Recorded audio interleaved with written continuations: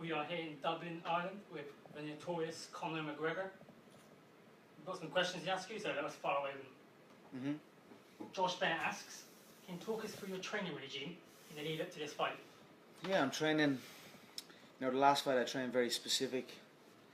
6 foot plus southpaws in the middleweight to light heavyweight range. That's who I trained with for the last contest. So this one, we've gone back to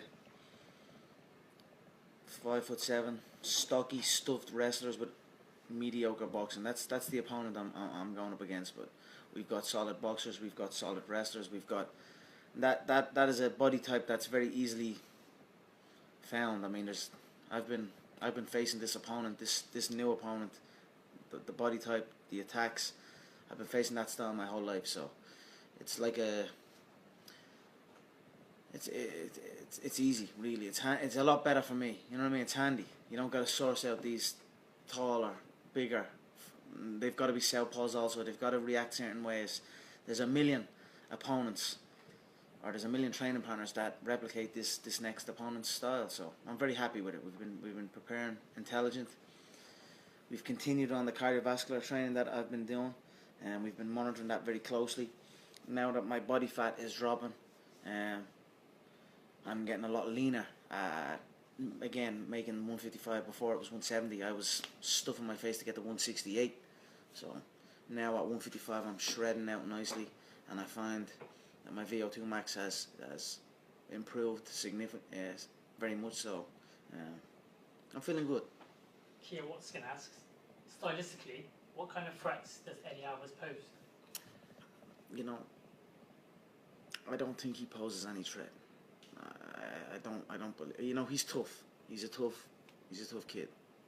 Yeah, he's got some good fights under his belt, good experience. So I'm expecting him to come in and fight with his heart, but I don't see it going well for him.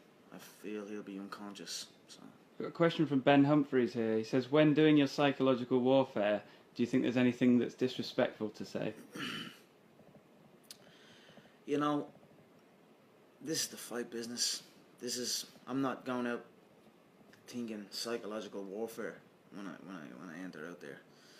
You know, that last press conference, I wanted to go out a little bit different even. I walked in happy, positivity. You know what I mean? I'm set for life. I am set for life. My family will never go hungry. So I was just wanted to go up and enjoy it. And then they try and come at me. You know what I mean?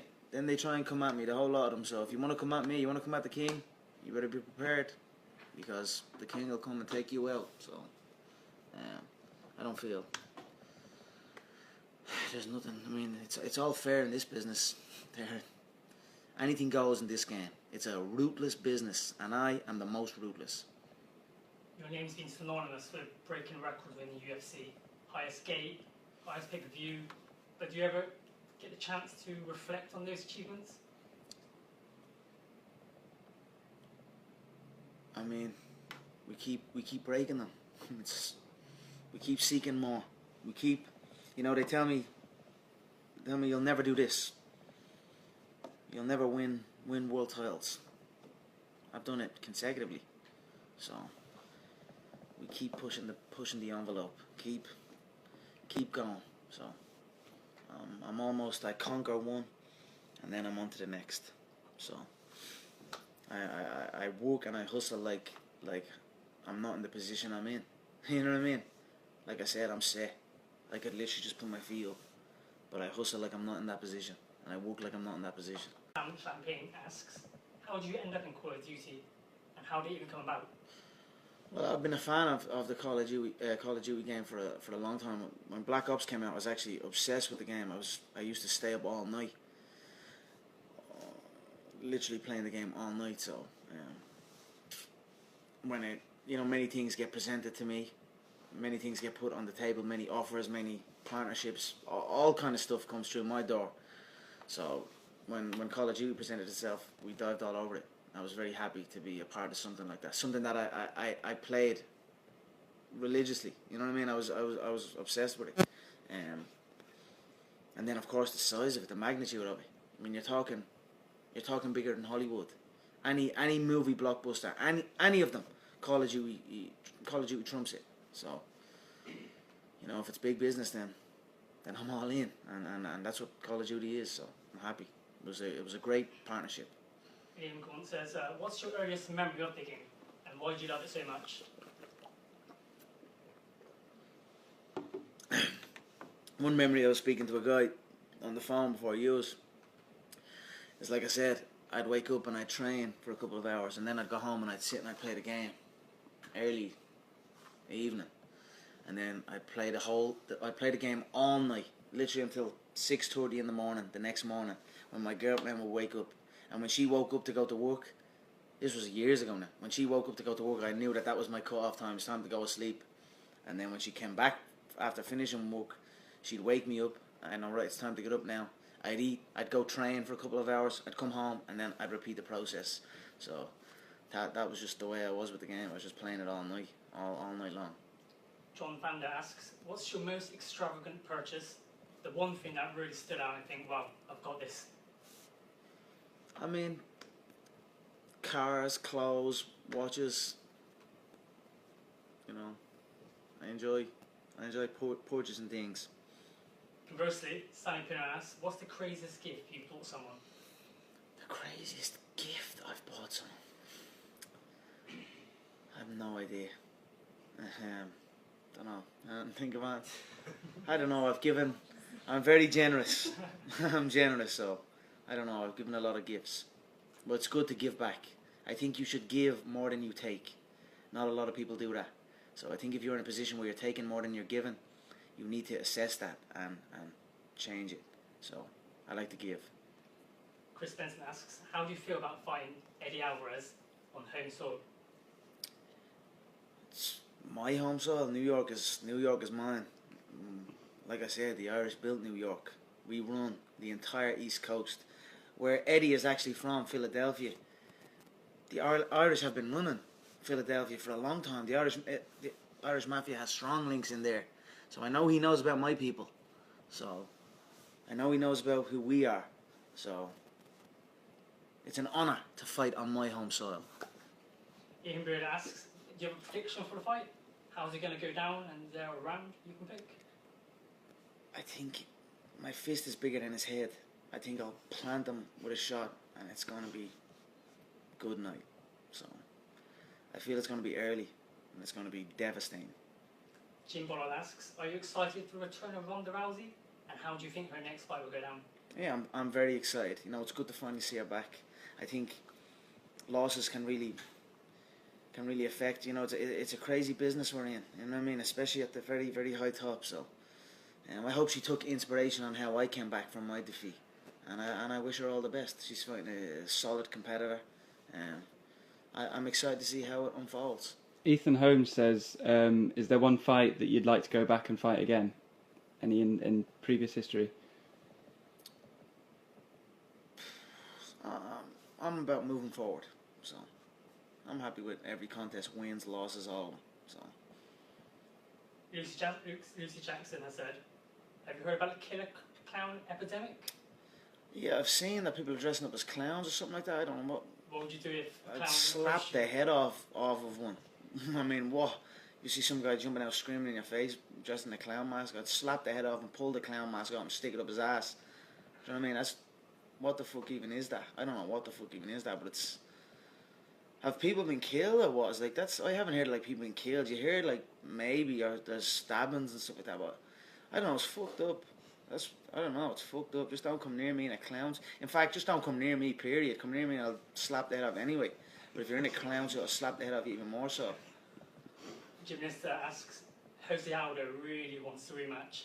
Do you think you've ever given the rematch? I don't, I think that's I don't think he wants the rematch. I think he's happy with this feud and this get out clause. You know what I mean? He won. I knocked him out. Then he came back, won a decision. He has an interim belt. I think he wants this kind of feud with the UFC, and he wants to just separate himself, because he doesn't want this again. So. Sam Greenwood wants to know if a Nate Diaz trilogy fight will ever happen. Yeah, I think potentially so. the more I think about it, Nate is going to be... there was a lot of damage done to Nathan in that last fight. Even looking at his facial features, they are not the same. So I know those close to him will understand what I'm talking about. So there could be a potential fight maybe down the line for the lightweight belt after I win this, but to see him have to make the weight, and then to see the damage that he took in the last fight, and then come in on a much lower at a much lower weight, it wouldn't end good for him. So I'd imagine, and I'd probably hope, that his people close to him would stop him from doing it. It's done now. Cash your money and bounce. But if I call him, and we'll see what happens. Alex Thompson asks, will a fight between you and Floyd Mayweather ever happen?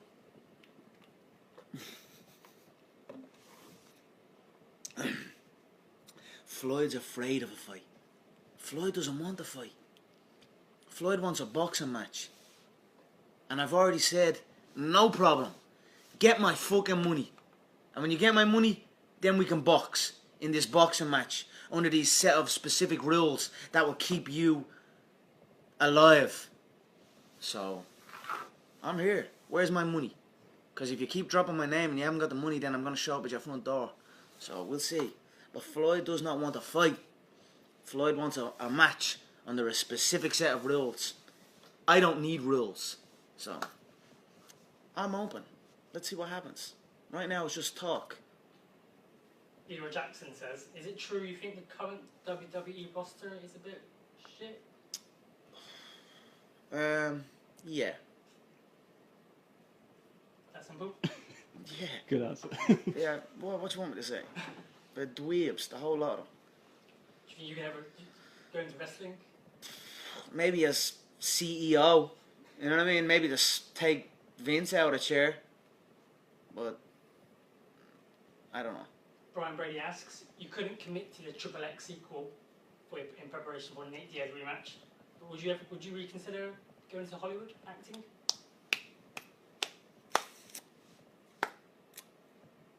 We'll see. I'm not going to never say never. Never say never. So, we'll see what happens. Right now, fight business. There's the fight business and then the show business. Show business wants me just as much as the fight business. So, we'll see. Maybe I'll leverage them and see where we go. Hannah Verne says, Mystic Mac, can you give us a prediction for 2017? Who you'll be fighting and where you'll be fighting? You know, I can, but it will blow.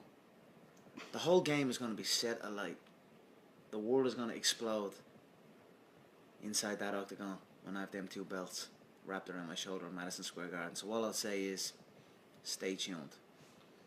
Jack Hind asks, what's your message to Eddie Alvarez?